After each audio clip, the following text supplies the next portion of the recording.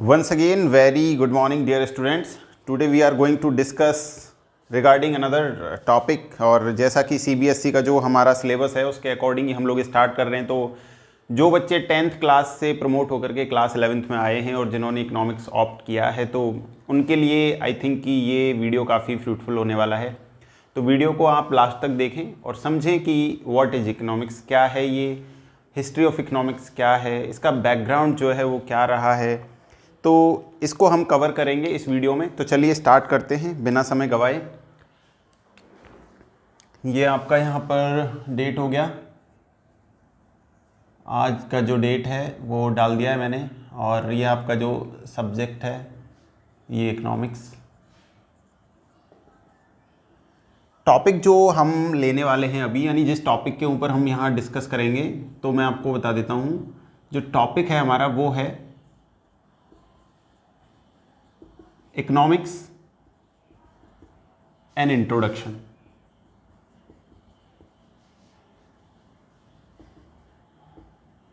ये खास बात है बच्चों, यहां पर ध्यान रखना है आपको कि ये जो चैप्टर है ये 10th क्लास से जो बच्चे प्रमोट होकर के 11th क्लास में आए हैं और अभी जिन्होंने इकोनॉमिक्स को ऑप्ट किया उनके लिए काफ़ी फ्रूटफुल है। तो यहाँ पे आपको ध्यान देने की ज़रूरत है और देना भी चाहिए।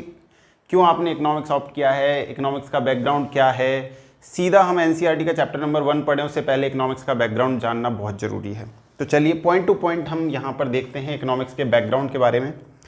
तो सबसे पहले मैंने आपको यहाँ पर ये वर्ड नोट डाउन कर दिया है इकोनॉमिक्स।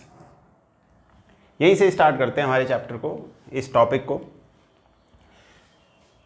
इकोनॉमिक्स का जो बैकग्राउंड है, जो हिस्ट्री है, आई थिंक कि अगर मैं इसको इंडियन रेस्पेक्ट में देखूं, यानी ऐसा क्या रहा है इंडिया के अंदर, भारत के अंदर, जिससे कि इकोनॉमिक्स का कहीं ना कहीं रिलेशनशिप रहा है। अगर मैं सेकंड से वेस्टर्न कंट्रीज की तरफ से देखूं,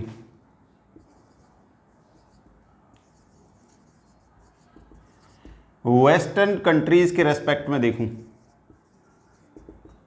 तो दोनों के रेस्पेक्ट में स्टेप वाइज स्टेप बात करते हैं। तो इंडियन रेस्पेक्ट में सबसे पहले बात करते हैं। तो इंडिया के अंदर अगर आप इसकी इकोनॉमिक्स की हिस्ट्री में जाओगे तो आप लोगों को, आप यहाँ पे देख सकते हैं कि सबसे पहले अगर कहीं इसका कोई उल्लेख मिलता है तो यहाँ मिलता है आचार्य बृहस्पति द्वारा। इन्होंने सबसे पहले अर्थशास्त्र के बारे में अपने विचार जो है वो व्यक्त किए थे। ये मैं आपको इंडियन रेस्पेक्ट में बता रहा हूँ बच्चों, ध्यान रखेंगे आप। लेकिन इन्होंने जो विचार व्यक्त किए थे ये सर्वमान्य नहीं हो पाए या फिर इतने ज़्यादा फेमस नहीं हो पाए, इनको मान्यता नहीं मिली, क्योंकि इनका जो भी विचार थे वो एक तरीके से मैं कहूँ कि सिस्टमैटिक नहीं थे। इसके बाद का टाइम पीरियड आता है, तो आप लोगों ने, अगर ये जो बच्चे हिस्ट्री के हैं तो उनको पता होगा, चंद्रगुप्त मौर्य नाम सुना होगा आपने। चंद्रगुप्त मौर्य का ये टाइम पीरियड आता है, और चंद्रगुप्त मौर्य के टाइम पीरियड में ही आपने नाम सुना होगा कौटिल्य। सीरियल भी देखते हैं आजकल बच्चे, वहाँ पे भी ये आपको दिख जाएंगे, यानी इनके पात्र को देखा जा सकता है। कौटिल्य यानी कि चाणक्य, इनका नाम बहुत फेमस है। तो अर्थशास्त्र के परिप्रेक्ष्य में जब हम भारत में बात करेंगे तो हम चाणक्य को कभी भी नहीं भूलेंगे। इन्होंने एक बुक लिखी थी और इन्होंने अपनी बुक का नाम जो है वो दिया था अर्थशास्त्र। क्या नाम दिया था बच्चों? अर्थशास्त्र। अगर आप इसको इंग्लिश में भी लिखेंगे तो अर्थशास्त्री लिखेंगे, इकोनॉमिक्स नहीं लिख सकते, ध्यान रखें आप, गलती ना करें ना। तो इन्होंने जब अपनी ये बुक लिखी थी तो ये काफ़ी फेमस हुई, और इसकी बस एक ही कमी मैं कहूँगा कि जो देखने पर नज़र आती है कि इसमें क्या था कि इकोनॉमिक्स को सेपरेट ना करके इसके अंदर राजनीतिक विचार भी थे और आर्थिक विचार भी थे, यानी इकोनॉमिक आइडियाज़। ठीक है ना, इकोनॉमिक आइडियाज़ भी थे और पॉलिटिकल आइडियाज़ भी थे।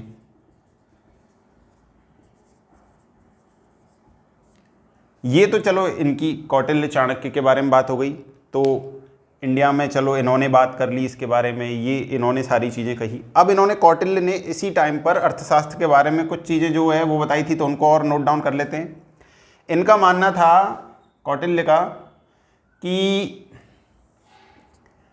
अगर मानव को एक तरीके से मैं कहूँ कि अच्छा आचरण हो, या फिर मैं कहूँ कि आनंद की प्राप्ति हो, या फिर मैं कहूँ कि धर्म की बात अगर कहीं हो, तो इनका मानना ये था कि इन सब चीज़ों की प्राप्ति अगर करनी है तो ये धन से ही संभव है, अर्थ से ही संभव है। ये चीज़ आप ध्यान रखेंगे, ठीक है ना।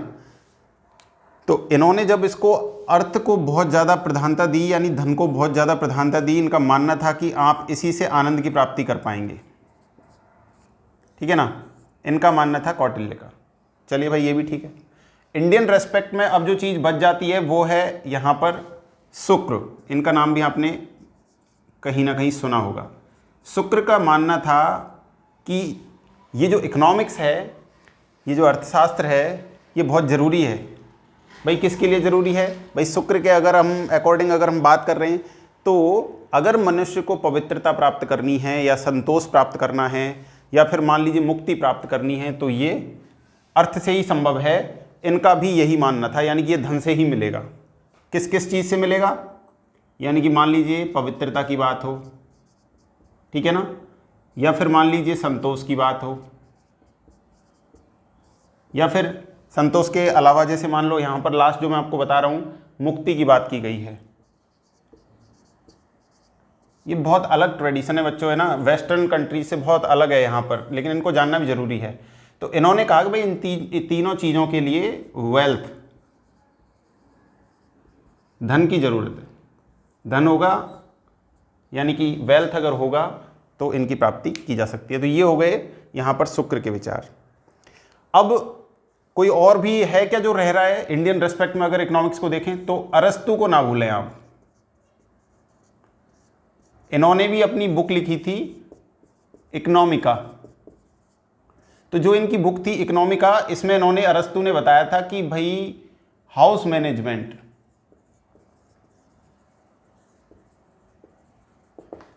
इकोनॉमिक्स क्या है? हाउस मैनेजमेंट है। ये किसने कहा? अरस्तु ने कहा। तो इंडियन कल्चर में अगर देखें इकोनॉमिक्स को तो यहीं तक ये नज़र आती है। और थोड़ा सा अगर मैं इसको, अगर इस टर्म्स को यहाँ पर इस तरीके से लिखूं कि अर्थशास्त्र, तो जैसा कि इसमें एक तरफ आप यहाँ पे इसका संधि विच्छेद करते हैं तो ये इस तरीके से होता है, अर्थ और शास्त्र। ये ध्यान रहे बच्चों, ये दोनों ही संस्कृत के शब्द हैं, और संस्कृत का भारत के साथ पुराना नाता है। यानी कि अर्थशास्त्र क्या है? ये एक ऐसा विषय वस्तु है, या ऐसी विषय वस्तु है जिसके अंतर्गत आप सिर्फ और सिर्फ अर्थ यानी धन की बातें करेंगे। इसको कैसे कमाना है, मैनेज कैसे करना है, सुरक्षित प्रिजर्व कैसे करना है, ये सारी बातें इसमें हो सकती हैं। यानी कोई ऐसा शास्त्र जो आपको धन से संबंधित संपूर्ण जानकारी प्रदान करे, अगर वो कुछ है तो वो है इकोनॉमिक्स। इंडियन रेस्पेक्ट की बात कर रहा हूँ। तो भारत से संबंधित जो भी विचार थे, वर्तमान दौर पर जो न्यू इकोनॉमिस्ट हुए हैं इंडिया के अंदर, उनकी भी हम बात करेंगे। उनमें बहुत सारे लोग हैं, नए नए इकोनॉमिस्ट हमारे यहाँ पर बहुत सारे हैं। अमर्त्य सेन का नाम भी, जिनको नोबेल प्राइज़ विनर रहे हैं, उनका नाम भी आता है इस सीरीज़ में। जगदीश भगवती जी हैं, जेके मेहता हैं, बहुत सारे ऐसे इंडियन इकोनॉमिस्ट रहे हैं। दादा भाई नौरोजी ने भी कई बार यहाँ पे इकोनॉमिक्स के रिगार्डिंग बहुत सारी ऐसी बातें की हैं, ठीक है। तो ये ऐसे बहुत नाम आप देख सकते हैं यहाँ पर, जो भारतीय परिप्रेक्ष्य में यहाँ पर देखे जाते हैं। लेकिन जब आप ऑफिशियली इकोनॉमिक्स की बात करते हैं, जब आप एक वर्ल्ड लेवल पर इकोनॉमिक्स की बात करते हैं, तो ये इसका बिल्कुल एकदम डिफरेंट सिनेरियो आपको देखने को मिलता है। तो आपको बिल्कुल नहीं घबराना है कि आखिरकार ये हो क्या रहा है। अब हम इसको कन्वर्ट करेंगे इकोनॉमिक्स को वेस्टर्न कंट्रीज़ के अकॉर्डिंग, कि वहाँ पर उन लोगों ने कैसे एंट्री मारी, उन लोगों के अकॉर्डिंग इकोनॉमिक्स क्या है, कैसे इंट्रोड्यूस किया उन्होंने, कब हुआ, कैसे टाइम पीरियड क्या था जब ये इकोनॉमिक्स का जो ये हमारा जो सब्जेक्ट है इसका ओरिजिन हुआ। तो होता क्या है दोस्तों, ये आपको ध्यान रखना है, कुछ कुछ चीज़ें जहाँ पर गलती नहीं करनी है। तो उसमें से अभी हम इसको मैं यहाँ पे रफ कर दे रहा हूँ, आपने नोट कर लिया होगा उम्मीद करते हैं। और इधर से अब हम चलेंगे आपको लेकर के सीधे वेस्टर्न कल्चर की तरफ, या वेस्टर्न कंट्रीज़ की तरफ। तो वेस्टर्न कंट्रीज़ की जब हम बात करते हैं, सबसे पहले तो आपको नहीं भूलना चाहिए ब्रिटेन को। ब्रिटेन का इकोनॉमिक्स के साथ बहुत स्टार्टिंग से ही नाता रहा है। एडम स्मिथ की बात करें, या फिर और भी बहुत सारे ऐसे इकोनॉमिस्ट हुए हैं जिनकी बात करें हम, तो ब्रिटेन को आप नहीं भूलेंगे। और वहाँ से जब स्टार्टिंग होती है तो कुछ चीज़ें एडम स्मिथ से पहले आपको बताना जो है वो ज़रूरी है। तो वो क्या क्या हो सकती हैं, जैसे अब हम वेस्टर्न कंट्रीज़ के रेस्पेक्ट में बात कर रहे हैं, ये आप ध्यान रखेंगे। तो सबसे पहले फर्स्ट ऑफ ऑल सबसे पहले यहां पर वाणिज्यवादी, यानी कि ये 16वीं से लेकर के और 18वीं शताब्दी 16 to 18th सेंचुरी तक इन लोगों का एक तरीके से प्रभाव था और इन लोगों ने इकोनॉमिक आइडियाज़ को कलेक्ट किया था।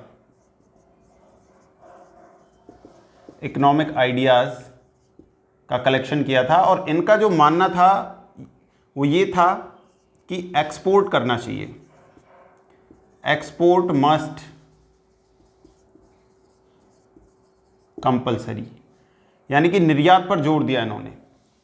इसके बाद एंट्री होती है प्रकृतिवादियों की। अब भाई प्रकृतिवादियों का क्या कहना था? प्रकृतिवादियों का कहना था कि जो कृषि है ये महत्वपूर्ण है, यानी एग्रीकल्चर मस्ट रिक्वायर्ड। अभी तक कहीं भी एडम स्मिथ का नाम नहीं है, आप देख लीजिए ध्यान से।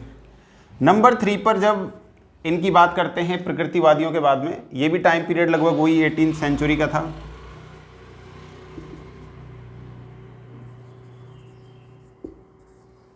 तो 18वीं शताब्दी की जब हम बात कर रहे हैं, तो अब लेकिन इसके बाद क्या होता है, यहाँ पर आ जाते हैं हमारे क्लासिकल सोसाइटी वाले लोग, यानी कि एक तरीके से मैं कहूँ कि प्रतिष्ठित जो एक तरीके से समुदाय है उनकी एंट्री होती है। तो यहाँ पर क्लासिकल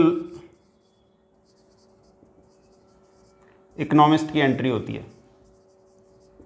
अभी तक बस लोग जानते थे कि भाई कोई इकोनॉमिक्स होता है, कोई अर्थशास्त्र होता है, लेकिन ऐसा किसी ने स्पेशलाइजेशन इस फील्ड में नहीं दिया था, यानी कोई ऐसी बात नहीं बताई थी जिसको सब लोग माने।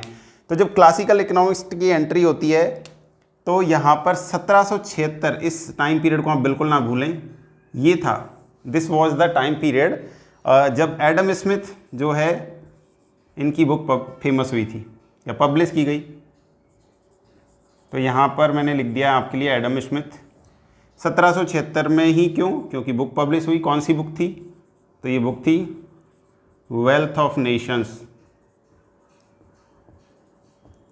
वेल्थ ऑफ नेशन जो थी, इसका जो फुल एक तरीके से मैं कहूँ कि जो नेम है, वेल्थ ऑफ नेशन जो बुक थी, इसका जो फुल नेम है वो है an inquiry into the nature and causes of the wealth of nations. तो वेल्थ ऑफ नेशंस यहाँ पर लास्ट में इसको ऐड किया गया है, तो ये पूरा इसका टोटल नेम है। तो वेल्थ ऑफ नेशंस के नाम से आप ध्यान रखेंगे। 1776 में एडम स्मिथ की बुक पब्लिश हुई और इसी में सबसे पहली बार इकोनॉमिक्स के जो आइडियाज़ थे या जो इकोनॉमिक आइडियाज़ थे उनको साइंटिफिक तरीके से और सीक्वेंस वाइज जो है इस बुक के अंदर मेंटेन किया गया था। इसलिए इस बुक को इकोनॉमिक हिस्ट्री के अंदर बहुत वैल्यू है और यहीं से फादर ऑफ इकोनॉमिक्स का नाम निकल करके आता है, जो है हमारे एडम स्मिथ। और अगर आप इनको जानेंगे तो आप ब्रिटेन को बिल्कुल नहीं भूलेंगे, ये आप जानते ही हैं। अब हम बहुत जल्दी आपको ये इंट्रोडक्शन वाला जो चैप्टर है इसको ख़त्म करेंगे। उम्मीद है आपको ये यहाँ तक पसंद आ रहा होगा। जो बच्चे 11th क्लास में आए हैं जिन्होंने इकोनॉमिक्स चूज़ किया है वो बिल्कुल ना घबराएं, ये बहुत ईजी है और बहुत ही शानदार सब्जेक्ट है। करियर अपॉर्चुनिटी जिसमें बहुत शानदार हैं, बहुत अच्छा कर सकते हैं आप लोग, और ये बहुत ईजी भी है। एक बार अगर आपने इसको समझ लिया तो फिर ये बहुत ईजी है आपके लिए। अब हम बात करते हैं एडम स्मिथ की सबसे पहले, क्योंकि अब तो फादर हो गए, तो सबसे पहले नोट डाउन करिए आप, फादर ऑफ इकोनॉमिक्स। तो फादर ऑफ इकोनॉमिक्स कौन हो गया भाई? एडम स्मिथ हो गया। ये आपके एडम स्मिथ हो गए। एडम स्मिथ का नाम आपने ध्यान रखा है 1776, और इनकी जो बुक है उसके लिए आपने इनको याद रखा है, उसी से फेमस हुए थे, वेल्थ ऑफ नेशंस। अब हम बात करते हैं एडम स्मिथ के बाद में नेक्स्ट, कि आखिरकार एडम स्मिथ जो है इनके बाद में क्या क्या हुआ। तो इनके बाद में बहुत सारे इकोनॉमिस्ट आते हैं और जिनमें आप बहुत सारे नाम देखेंगे, जैसे रिकॉर्डो है, ठीक है। रिकॉर्डो के बाद में आप यहाँ जो फेमस नाम है, मार्शल है, ठीक है ना, सैमुएल्सन है, ठीक है। तो रिकॉर्डो हुआ, मार्शल हुआ, सैमुएल्सन हुआ, ठीक है। फिर आर्थर सेशिल पीगू का आप नाम जो है यहाँ पर याद रखेंगे। जॉन मेनॉर्ड कीन्स का नाम आप यहाँ याद रखेंगे, यहाँ पर नहीं भूलेंगे। J.R. हिक्स को आप याद रखेंगे, ठीक है ना। तो ये कुछ ऐसे नेम हैं, जैसे अगर और पुराने टाइम की बात करूं तो रैगनर फ्रिस को आप याद रखेंगे, ठीक है। ये सब इकोनॉमिस्ट हैं। परेटो है, एजवर्थ है, बहुत सारे, J.B. से है, J.S. मिल है, ठीक है ना, J.B. क्लार्क है, और यहाँ पर बहुत सारे ऐसी आपने कूर्नो है, गॉसेन है, यानी कि जब आप इनको पढ़ेंगे पूरी इकोनॉमिक्स को, सिसमोंडी, एडम मुलर, फ्रेडरिक लिस्ट, ये अलग अलग ऑस्ट्रेलियन, जैसे मैं संप्रदाय की बात करूँ, ऑस्ट्रेलियन कम्युनिटी की बात करूँ, तो वहाँ पर बहुत सारी चीज़ें जो है उनके भी अलग अलग हुए थे। जैसे यहाँ पर ऑस्ट्रियन संप्रदाय से कार्ल मेंजर थे, फ्रेडरिक वॉन वीजर थे और बम वॉबर्ग थे। तो ये वैसे अलग अलग गणितीय संप्रदाय से इकोनॉमिस्ट हुए हैं बहुत सारे। फिर 20 जो सेंचुरी है इसके इकोनॉमिस्ट हुए हैं, जो लेटेस्ट 20 वाले जो हैं उनमें से जैसे सुम्पीटर, क्लार्क और F.H. नाइट, जिन्होंने ये थियरीज दी प्रॉफिट की। तो वो एक अलग मुद्दा है, आपको उतना ज़्यादा नहीं जाना है, आपको सिर्फ ये याद रखना है कि फादर ऑफ इकोनॉमिक्स जो है हमारे एडम स्मिथ यहाँ पर हो चुके हैं, क्योंकि इनकी बुक फेमस हुई थी, अच्छा उसमें एनालिसिस था साइंटिफिक तरीके से इकोनॉमिक आइडियाज़ का। अब हम बात करते हैं यहाँ पर इसके बाद में कि ये इकोनॉमिक्स जो है, ये तो चलो ठीक है फादर कह दिया, लेकिन इन्होंने कहा क्या था, इन्होंने कैसे डिस्क्राइब किया था इकोनॉमिक्स को, कि व्हाट इज इकोनॉमिक्स, क्या है ये आखिरकार। तो एडम स्मिथ का मानना था कि economics is the science of wealth. इन्होंने कहा भाई अर्थशास्त्र जो है ये कुछ नहीं है, ये धन का विज्ञान है बस। अब इन्होंने तो चलिए ठीक है ये कह दिया। मार्शल ने क्या कहा, मार्शल ने कहा था कि ये धन का विज्ञान जो है ये तो है, लेकिन इसके साथ में ये ह्यूमन वेलफेयर को भी ध्यान में रखता है, ये मार्शल ने कहा था। ठीक है भाई। अब मानव व्यवहार की बात आ जाती है, तो मानव का तो स्वभाव आप जानते ही हैं कैसा हो सकता है। आप कभी कभी सिखाते भी भाई ऐसा मत करो, ये गलत है, ये सही है, तो कहीं ना कहीं नॉर्मेटिव स्टेटमेंट्स आप देखते हैं। तो इस डेफिनेशन को अगर हम ऐसे लिख सकते हैं कि economics is the normative science. तो क्या कोई प्रॉब्लम होगी? मेरे हिसाब से कोई प्रॉब्लम नहीं होनी चाहिए। तो मार्शल ने इसको नॉर्मेटिव साइंस बता दिया था। अब एक तरीके से जब हम बात करते हैं यहाँ पर, तो आपको 2-3 चीज़ें बहुत देखने को मिलेंगी। जैसे क्या क्या, कई बार जैसे मैं आपको बताऊँ, जैसे मान लीजिए आपको कौन कौन सी ऐसी चीज़ें हैं जो देखने को मिलेंगी, तो मोस्टली उनमें यहाँ पर जैसे रॉबिन्सन का नाम आपने इकोनॉमिक्स में सुना होगा, ये भी इकोनॉमिस्ट थे, वेस्टर्न कंट्रीज़ के ही हैं। तो आप अगर रॉबिन्स की बात करेंगे तो इन्होंने कहा था कि भाई जो साइंस ऑफ सिलेक्शन है, इकोनॉमिक्स क्या है? साइंस है, लेकिन किसका है? Science of selection. इसमें आपको चुनाव करना पड़ेगा, बिकॉज रिसोर्सेज जो है वो लिमिटेड हैं, स्कार्स हैं और अल्टरनेटिव यूज वाले होते हैं। तो इनका मानना था भाई इन्होंने साइंस तो बताया, लेकिन इन्होंने कहा भाई सिलेक्शन का साइंस है, चुनाव करना पड़ेगा आपको, यहाँ पर चुनाव का विज्ञान है। बहुत सारे लोगों ने अलग अलग डेफिनेशंस दिए हैं। आवश्यकता विहीनता से संबंधित डेफिनेशन J.K. मेहता ने दिए, इंडियन इकोनॉमिस्ट हैं।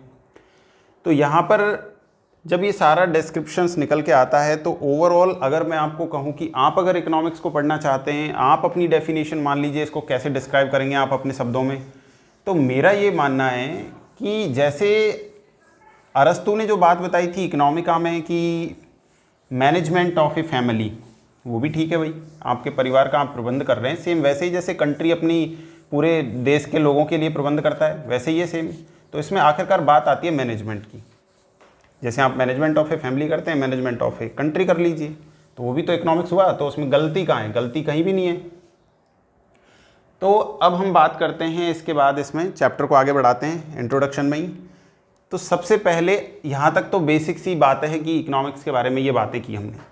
अब कौन कौन से ऐसे नेम हैं जो इकोनॉमिक्स बैकग्राउंड में आपको ध्यान रखना है, ठीक है। जैसे कि father of economics Adam Smith हो गए हैं, लेकिन इसके बाद में who is the father of new classical economics, तो मार्शल का नाम आएगा। जैसे ही न्यू क्लासिकल की बात होगी तो एल्फ्रेड मार्शल का नाम आएगा, ध्यान रखेंगे। अगर कोई आपसे पूछेगा who is the father of modern economics, तो फादर ऑफ मॉडर्न इकोनॉमिक्स जो हैं ये जॉन मेनॉर्ड कीन्स हैं भाई। जॉन मेनॉर्ड कीन्स जो हैं ये फादर ऑफ मॉडर्न इकोनॉमिक्स कहे जाते हैं, और कीन्स को मैक्रो इकोनॉमिक्स के रेस्पेक्ट में देखा जाता है, ठीक है ना, ये भी आप ध्यान रखेंगे। अब ये फादर ऑफ मॉडर्न इकोनॉमिक्स हो गया, ये भी क्लियर हो गया, ये भी क्लियर हो गया, ये भी क्लियर हो गया। आर्थर सेसिल पीगू का अगर कहीं नाम आता है तो इनको सीधा जोड़ा जाता है इकोनॉमिक वेलफेयर से।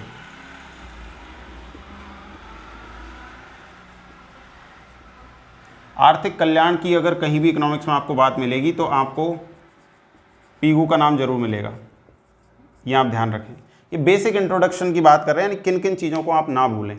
तो ये कुछ ऐसी बातें हैं जिनको आप यहाँ पर ध्यान रखेंगे। अब इसकी इकोनॉमिक्स की बहुत सारी ब्रांचेज हैं जो अलग धीरे धीरे की गई हैं, उनका डिवाइडेशन किया गया है, क्लासिफिकेशन किया गया है, उनके बीच में जो है वो डिफरेंसेस बताए गए हैं, उनके बारे में बात करेंगे। तो यहाँ तक आपको आई होप कि क्लियर हो गया होगा, इसमें आपको कोई प्रॉब्लम नहीं है। चाहे फादर हो, चाहे मॉडर्न इकोनॉमिक्स के फादर हो, चाहे क्लासिकल इकोनॉमिक्स की बात हो, तो यहाँ पर ये चीज़ें आपको आई थिंक कि क्लियर हो गई होंगी। डेफिनेशन भी मोस्टली आपको जो है इकोनॉमिक्स का लगभग एक कॉमन आइडिया आ चुका होगा कि आखिरकार it is a management subject, it is the management subject, manage करते हैं आप इसके अंदर, ठीक है ना, वेल्थ को। अब हम बात करते हैं यहाँ पर लास्ट में इंट्रोडक्शन वाले इस चैप्टर के अंदर कि जब बात इकोनॉमिस्ट की थी तो इन्होंने हर किसी व्यक्ति ने अपनी अपनी फेमस बुक लिखी इकोनॉमिक्स के बारे में। तो इनकी बुक्स कौन कौन सी हो सकती हैं जो फेमस रही हैं इकोनॉमिक हिस्ट्री में? तो सबसे पहले 1776 में wealth of nations, wealth of nations written by Adam Smith, ये क्लियर हो गया। इसके बाद में बात करते हैं तो 1890 का टाइम पीरियड याद कीजिएगा, और यहाँ पर जो मार्शल की बुक आई थी ये बुक थी principle of economics, principle of economics. यहाँ पर मैं बात करूँ इनसे पहले रिकॉर्डो की भी अपनी बुक थी। अगर आप principle of economics and taxation की बात करेंगे तो रिकॉर्डो की बुक थी, तो उसको आप बिल्कुल यहाँ पर जो है नहीं भूलेंगे। ये चीज़ आपको ध्यान रखने वाली है, इसको आप ध्यान रखेंगे कि रिकॉर्डो ने जो बुक लिखी थी उनका नाम था प्रिंसिपल ऑफ इकोनॉमी या principle of economics and taxation, उसमें ऐड कर दिया था वर्ड उन्होंने, उस नाम से उनकी बुक पब्लिश हुई थी रिकॉर्डो की।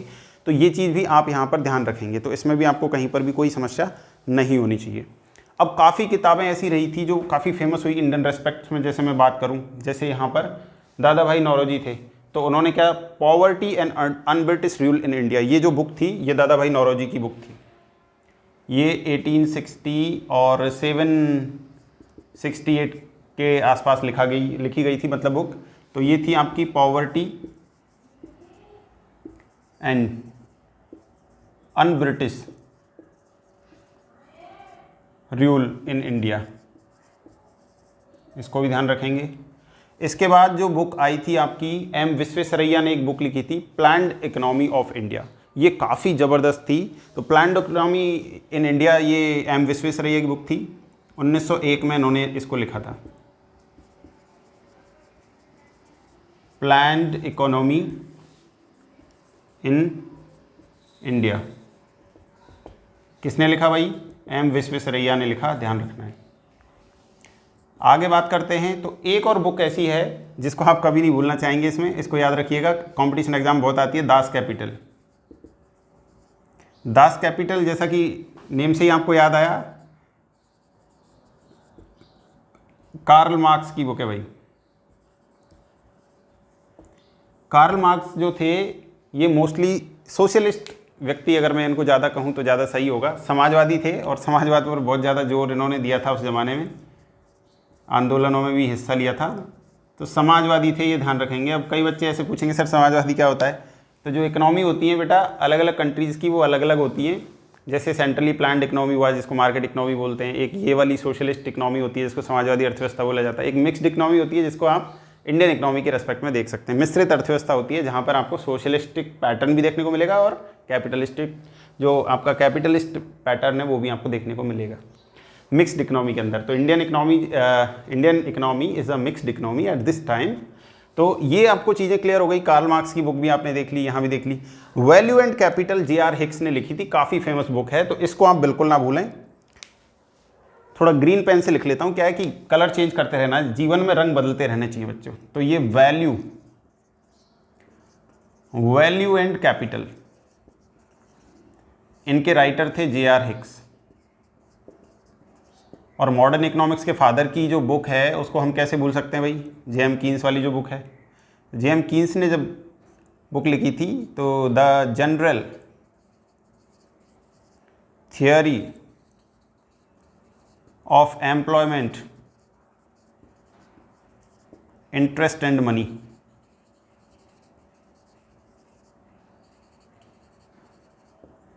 नाइनटीन 1936 में बुक पब्लिश हुई थी, लेकिन जॉन मेनोर्ड कीन्स को ऊपर आने का जब मौका मिला था, ये 1929 की जो एक तरीके से जो रिसेशन का दौर था, जिसको मंदी बोला जाता है, तो इस दौर में इन्होंने 2-3 इनकी बुक पब्लिश हुई थी, तो उसमें से एक काफ़ी फेमस हो गई थी और इन्होंने बताया था कि किस तरीके से अगर आपकी कंट्री इस सिचुएशन में आ गई है, रिसेशन की कंडीशन में है, तो कैसे आप वहाँ से चेकआउट करेंगे, उस जगह से कैसे बाहर जाएंगे आप। तो इनका ये मानना था कि भाई आपको चाहे कुछ भी हो, चाहे आप लोगों से जो है वो गड्ढे खुदवाइए, लेकिन उनको पेमेंट करिए, परचेजिंग पावर प्रोवाइड करिए, जिससे कि मार्केट चले, डिमांड हो, ये प्रोसेस जो है इकोनॉमिक एक्टिविटीज़ का ये चलने लगे। तो अभी तक हम आपको सिर्फ इकोनॉमिक का जो इंट्रोडक्शन है, जो बेसिक हिस्ट्री है, उसके बारे में बात कर रहे हैं। उम्मीद है आपको ये पसंद आ रहा होगा। तो यहाँ पर जब आप बात करेंगे तो ये J.R. हिक्स, ये J.M. कीन्स हो गए। कीन्स को मैक्रो इकोनॉमिक्स के रेस्पेक्ट में देखा जाता है। अब ये सारी चीज़ें होने के बाद में ये टॉपिक लगभग आपका यहाँ पर हो जाता है ख़त्म। तो इसमें आपको कोई दिक्कत नहीं है। अब इस टॉपिक के सबसे लास्ट में मैं ऐड करूँगा एक चीज़, तो उसको आप देखना ना भूलें, उसको ज़रूर देखिए, क्योंकि काफ़ी बच्चे इसमें जो है वो बहुत कंफ्यूज होते हैं। और क्लास में जब मैं टीचिंग करा रहा होता हूँ तो वहाँ पे बहुत सारे बच्चों से मैं पूछता हूँ, तो सब लोग लगभग गलत रिएक्शन करते हैं, या फिर उनका जो आंसर होता है, रिप्लाई होता है, वो ठीक नहीं होता। अब आप सोच रहे होंगे सर क्या बताने वाले हैं ऐसा भाई, तो सर आपको बहुत सिंपल सी बात बताने वाले हैं। अभी आप देखिए मेरे साथ, मैंने आपको ब्लैक बोर्ड पे वर्ड लिखा हुआ इकोनॉमिक्स, ठीक है। एक तो ये टर्म हो गया, एक मैंने यहाँ पर लिखा है वर्ड इकोनॉमिक, ध्यान रखेंगे, इकोनॉमिक्स नहीं है, इकोनॉमिक है। एक मैंने वर्ड लिखा है यहाँ पर, कलर चेंज करते हैं थोड़ा सा, और यहाँ पर लिखा है मैंने वर्ड इकोनॉमी। तो एक तरफ इकोनॉमी वर्ड लिखा है, एक तरफ इकोनॉमिक वर्ड लिखा है, और एक तरफ इकोनॉमिक्स वर्ड लिखा है। तीनों का मीनिंग अलग अलग है भाई। इकोनॉमिक्स के बच्चे जो हैं वो ध्यान दें, गलती ना करें। ये बहुत वाइड कॉन्सेप्ट है, ये बहुत वाइड कॉन्सेप्ट है, नैरो कॉन्सेप्ट नहीं है। और एक तरीके से मैं ये कहूँ कि इकोनॉमिक्स का पार्ट है इकोनॉमी। क्या है? इकोनॉमिक्स का पार्ट है